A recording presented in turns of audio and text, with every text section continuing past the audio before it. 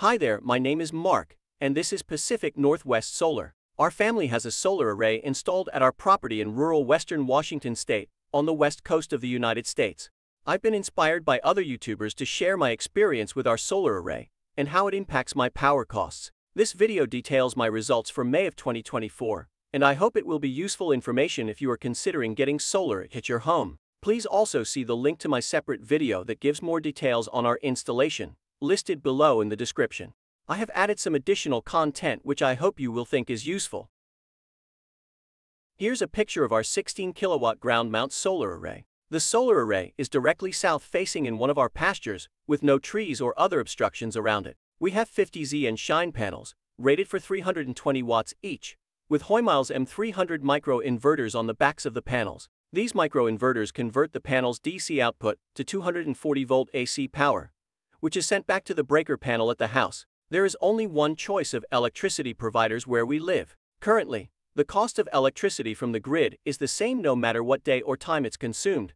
No time of use rates. Any power generated automatically goes to usage in the house first, and then any additional is automatically returned to the grid. We get a 1-to-1 credit for each kilowatt hour that we send back to the grid. These credits directly deduct from the power we are charged at the end of the month. As you can imagine, the overall idea is to overproduce in the summer, and use the credits to reduce or eliminate the electricity bill in late fall and winter months.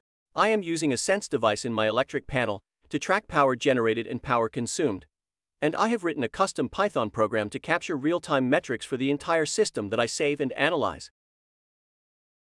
This is what the Sense app looks like, showing the statistics for the month, including solar production, usage, energy to the grid, and energy from the grid. May is in springtime, and solar production is growing, exceeding usage for the first time in the year. The fully blended cost for electricity in this month, including all taxes, fees, credits, would be 12.7 cents per kilowatt hour, which is about 10 pence per kilowatt hour for my UK viewers. Using this rate, the value of the solar production for this month was $281.13. The cost of my usage would have been $169.04 at this blended rate if I didn't have solar.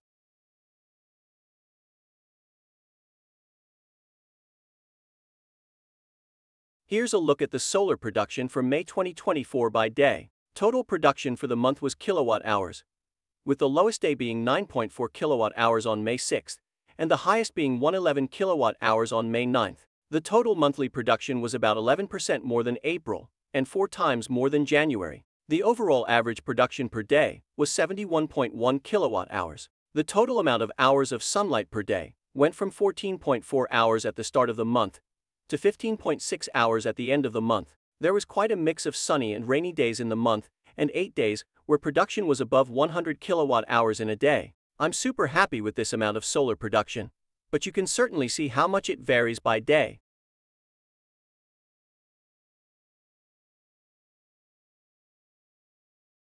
Here's some additional details for the highest solar production day, May 9, 2024. At my location, the sunrise was at 5:40 a.m. and sunset was at 8:28 p.m. for a total of 14.8 hours of daylight on this day. The highest 1-minute sampled solar production was 13.3 kilowatts at 1:10 p.m. Very impressive production.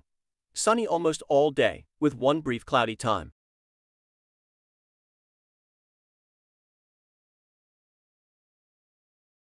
Here is solar production and actual usage plotted together for the highest solar generation day of the month. The morning high spike on the usage graph is from the electric furnace turning on. The furnace was on for 20 minutes total, consuming 5 kilowatt hours of electricity by itself. The other spikes during the day were either dishwasher, laundry, or cooking dinner.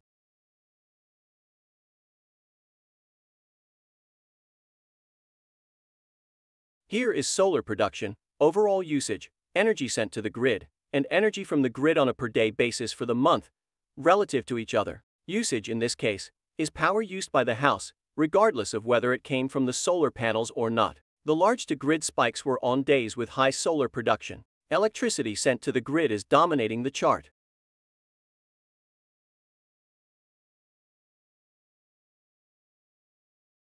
Here's a comparison of the May 2022, 2023, and 2024 solar production, along with the yearly totals for each year. I really enjoy looking for patterns in the 3 years of data I have now. I think the adjustments made to the direction and angle of my solar array last June are really starting to pay off. I'm excited to see how it looks at the peak of the solar year in June. As a way of comparison, the PVGIS website suggests that I should get 2,181 kilowatt hours at my location during this month, so my actual is very close this.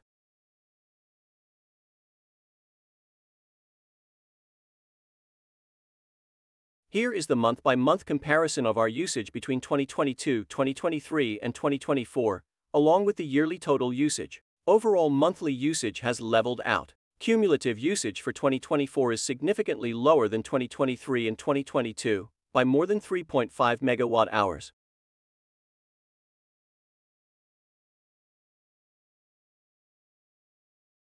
Here is the month-by-month comparison of the actual amount that I paid the power utility each month for 2022 through 2024. My bill was $7.49 this month, for 2 months in a row, which is the standing charge. My solar generation offsets all my power usage on a per-month basis, and I'm building up credits to be used in the winter.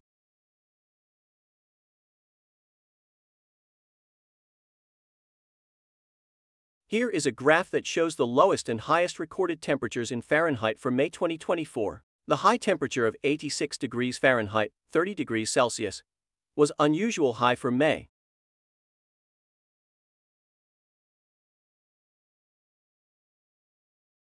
Thanks for watching. Please give this video a thumbs up so other people will be able to view this video. If you have any other statistics that you would like to see, please leave a comment down below. Have a great solar day and see you next month.